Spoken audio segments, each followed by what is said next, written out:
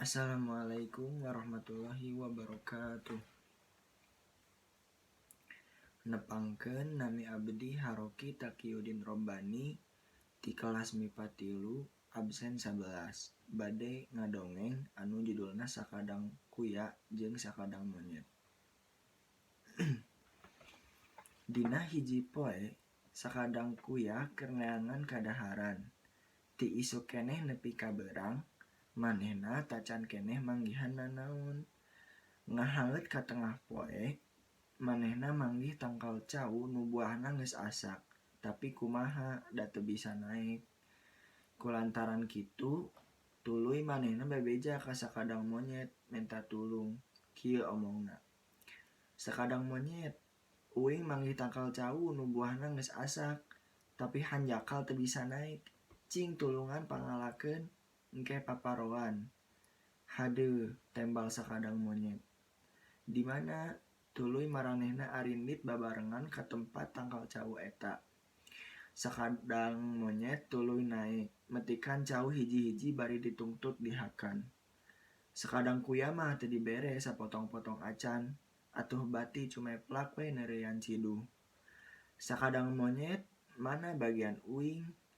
Kapan geus janji paparoan? Ceuk sakadang kuya ngagorowok.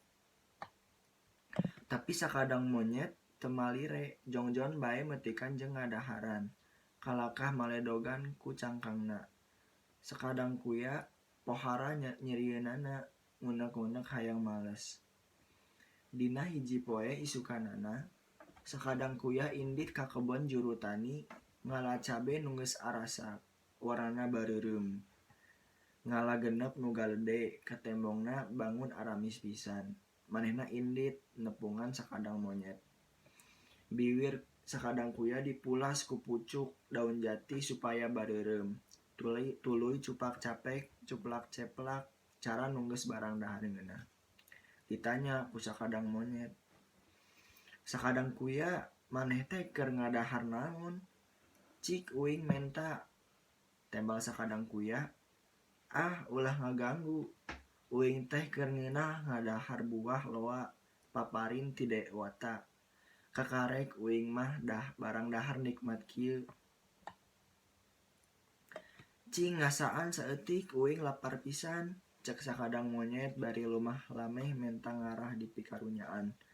Keur naon mere ka maneh? Kapan bareto ge maneh teu mere cau ka uing? Padahal eta teh uing anu manggihanana, ceuk sakadang kuya. Hampura bae atuh nu enggeus-enggeus mah, sing karunya ka uing. Hayang ngasaan buah loa paparin ti Dewata, omongna deui leungas-leungis. Nya ari maksa-maksa teuing mah kok bae.